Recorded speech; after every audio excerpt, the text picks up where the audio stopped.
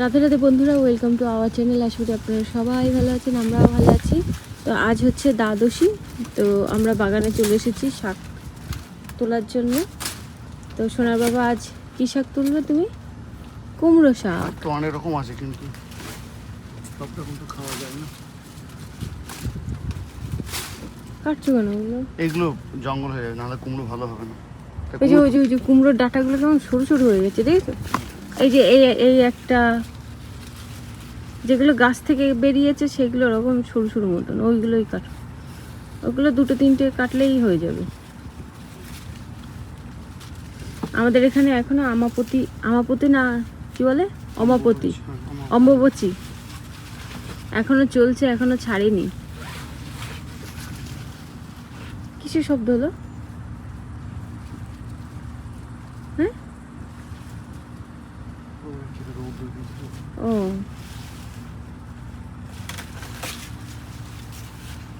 এই ডালটা কাটো, এই যে এই ডালটায় আর কিছু হবে না, এই যে আর লাগবে না। আমাদের এই দুটো ডালেই হয়ে যাবে, বেশি লাগে না। দেখাও কতটা হলো। ওগুলো ধুন্দুল গাছ, আর এই একটা মালবেরি গাছ। ওই মালবেরি গাছটা এক বছরে ঝাঁপিয়ে গেছে।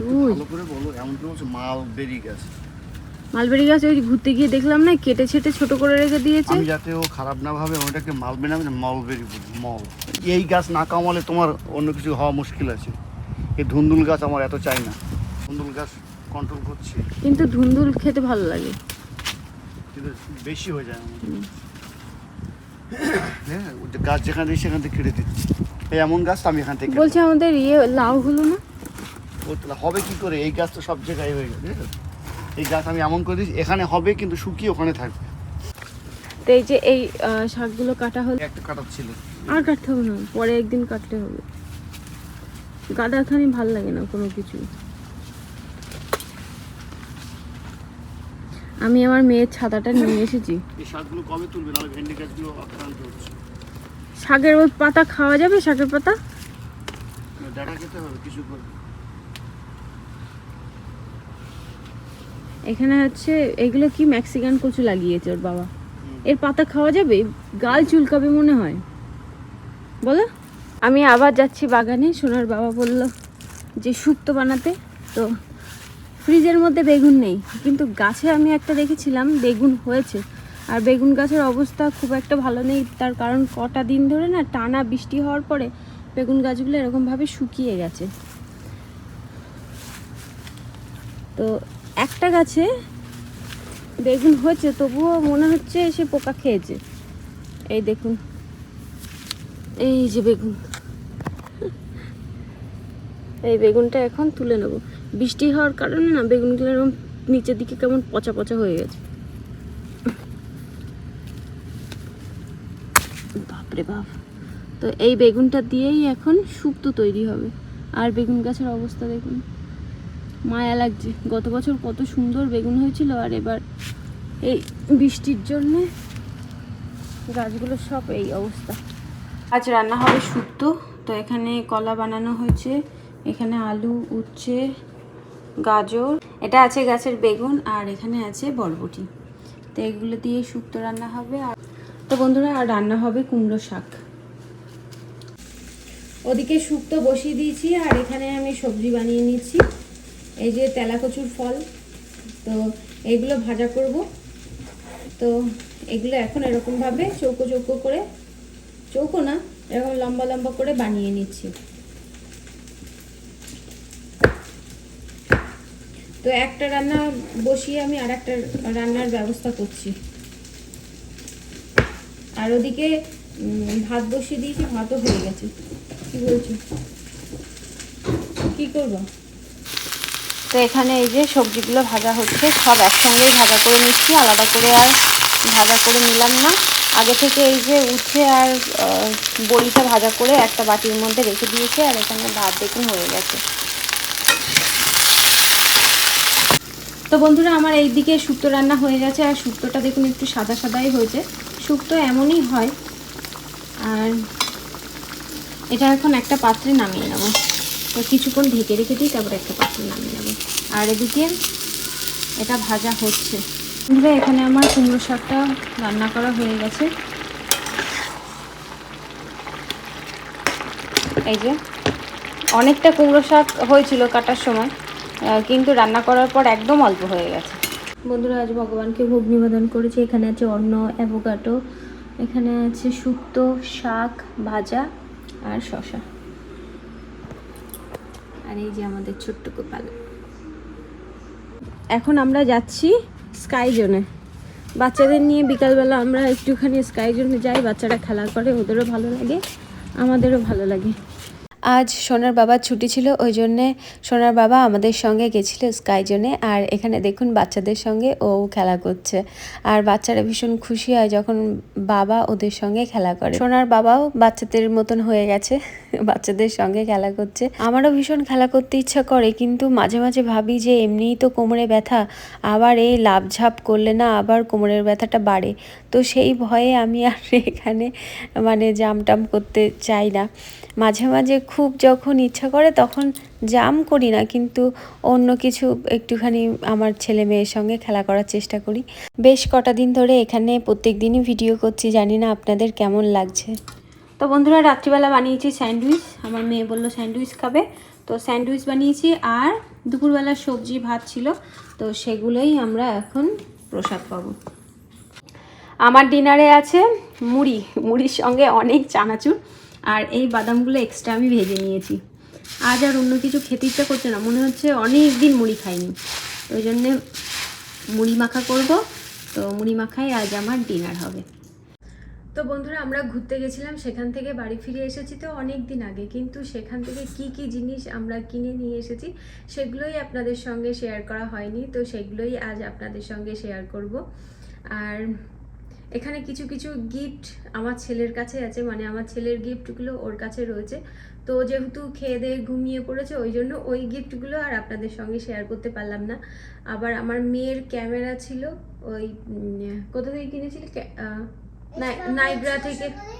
নাইগ্রা থেকে কিনেছিল, তো সেটা এখন কোথায় রেখেছে খেলা করতে করতে হারিয়ে যায়নি, কোথাও আছে বাড়ির মধ্যে, তো খুঁজে পাওয়া যাচ্ছে না বলে আপনাদের সঙ্গে শেয়ার করছি না।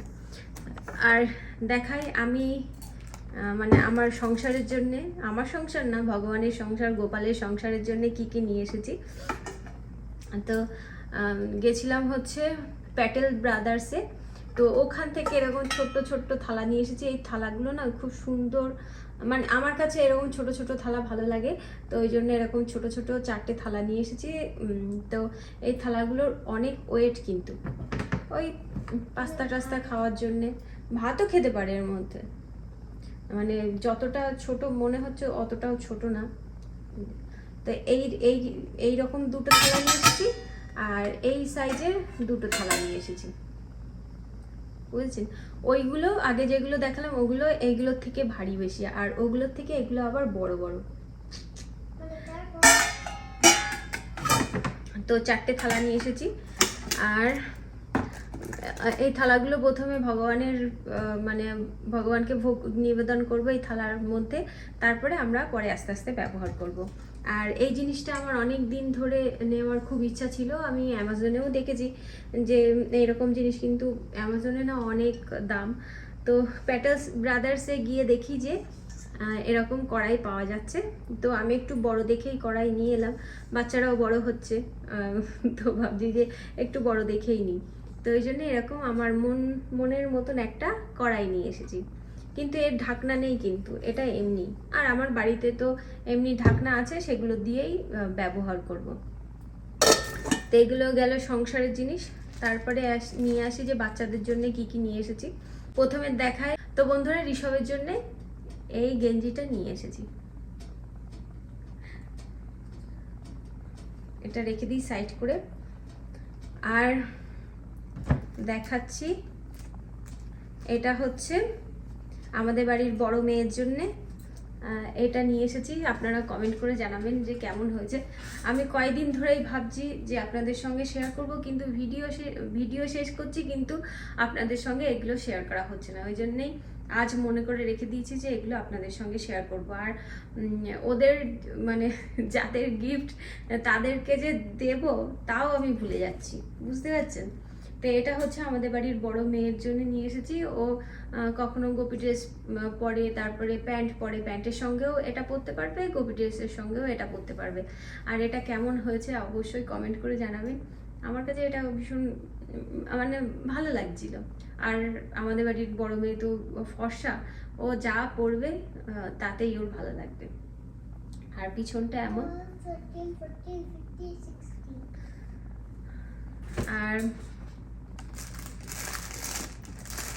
আর নিয়ে এসেছি আমাদের বাড়ির বড় ছেলের জন্য, মানে অয়নের জন্য। অয়নের জন্য এরকম একটা পাঞ্জাবি নিয়ে এসেছি।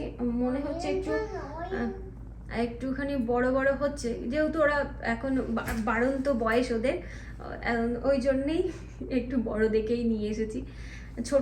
ছোট নিয়ে আসলে যদি ছোট হয়ে যায় তাহলে আর পরতে পারবে না, আর ওই জন্য বড় দেখে নিয়ে এসেছি যাতে ও পরতে পারে। তো এটা হচ্ছে আমাদের বাড়ির বড় ছেলের জন্য বগলবন্ধী, না তো না এটা বগলবন্দি না, এটা নর্মাল।